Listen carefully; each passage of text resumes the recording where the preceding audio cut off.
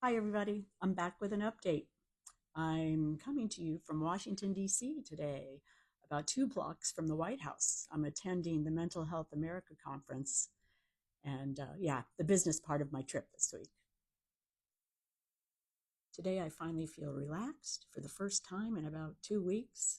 I can tell I'm relaxed because whenever I travel, I'm going back to some of my regular travel habits, like turning on the local news and seeing what's going on here in D.C. Um, Eating again. But anyway, today I feel a lot more regulated, and that's really good. It was a really good visit with my mom, and I'm really glad that I did it. So just to review, I've been estranged from my mom and her husband for the last 28 years, and I just spent Monday and Tuesday with her, reconnecting, having lots of conversations, and it was a good thing. I'm really glad I did it. She, like me, was very nervous for the last, especially the last week. She was nervous, wondering what Kathy was going to show up. Was it going to be the angry 30 something Kathy? Um, it wasn't. That's one thing about age, right? Life, age, everything humbles you. So, um, yeah, I wasn't coming in like that. Uh, and I, at the same time, was wondering what were there going to be asks of me, yeah, which has there's been a history of that. So that was kind of in the back of my head. Didn't want to think that way, um, but yeah, if I'm being honest, that was something I was kind of on the lookout for.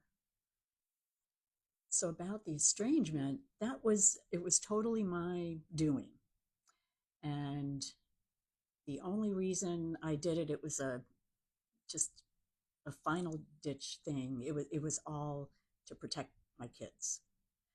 So the big take takeaway from our conversations over the last couple of days was that she actually understood and agreed with what I did. That when she said that was really big for me. I I didn't realize it, but I must have been, at some level, of course, holding onto some guilt because of that decision. And so when she said that, I just physically felt this wave come across me and like this release of that happening. And that was a surprise because I had all these other thoughts going on, but that just being lifted away was an amazing experience. We had a lot of conversations about her early life and the things that she had to go through and how she overcame them.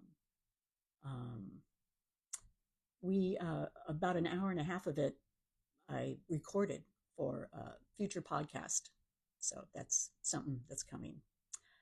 Um, so yeah, we talked about those things. We talked about I because my work right now. I've been working to get my certified prevention specialist certification, and I've done a lot. Had a lot of education in the substance abuse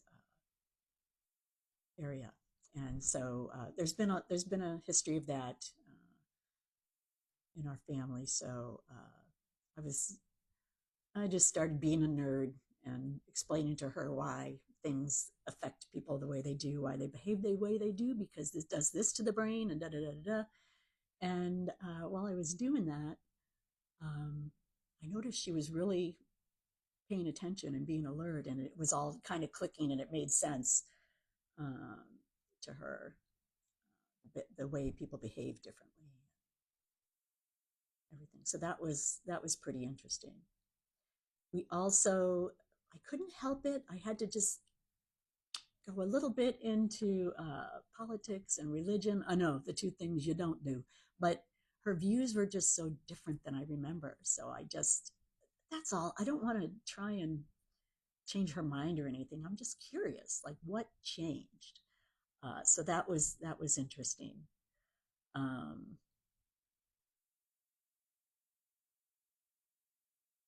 so we had a lot of time to talk, and it was really relaxing, really good. We we even went antiquing Tuesday morning, and got back to the hotel, ordered dinner, um, and then started watching a movie. So we spent most of the time, in the room just talking, and uh, ordered dinner in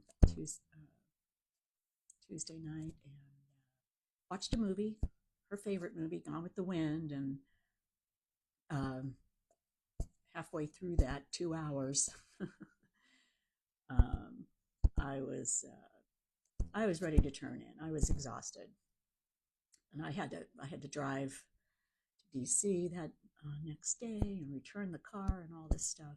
And I said, "So yeah, I'm tired. I think I'm going to turn in." And then she says to me, "Well, I had a couple questions I wanted to ask you." And at that, I could feel the hairs on the back of my neck tingling. Like, okay, here it comes. But her questions were not the questions I thought she was going to ask. The questions, well, she's been following what I've been doing at in my work, and the reason that the kids that I cut off contact with the kids, that reason is still there, and she needs help. And it deals with substance abuse, and she is the only person that is helping with this right now, and she needs direction. She needs to know what to do. And so all my all my stuff, all my training kicks in, right? All my training. Um, just information about what's your insurance, and getting therapy. Have you considered that? Have you considered this? And 988, do you know about that? And all these things. So that was cool too, that she asked me for help, um, and that I was able to talk to her and give her advice, and she was actually engaged in listening, to what I was saying. It's one thing to offer guidance and help to someone, but if they, uh, some take the advice, or some just roll their eyes, right? But when somebody is engaged and really wants help, that that is a really good feeling when you know that you can help someone. And I'm not going to lie. There's something still, in the back of my mind, on guard. Uh, but I'm going to try my best to do whatever I can do to help her and her husband. And I want to be careful how much I go into, out of respect for them. But yeah, so that's where we're at right now, which which is probably the best outcome I could have hoped for. Real honesty between the both of us, and truly working to make things better. And I talked to the National 818 suicide crisis hotline people today. I gave them the spiel that I tell everybody about calling and using their services, and they gave me the thumbs up.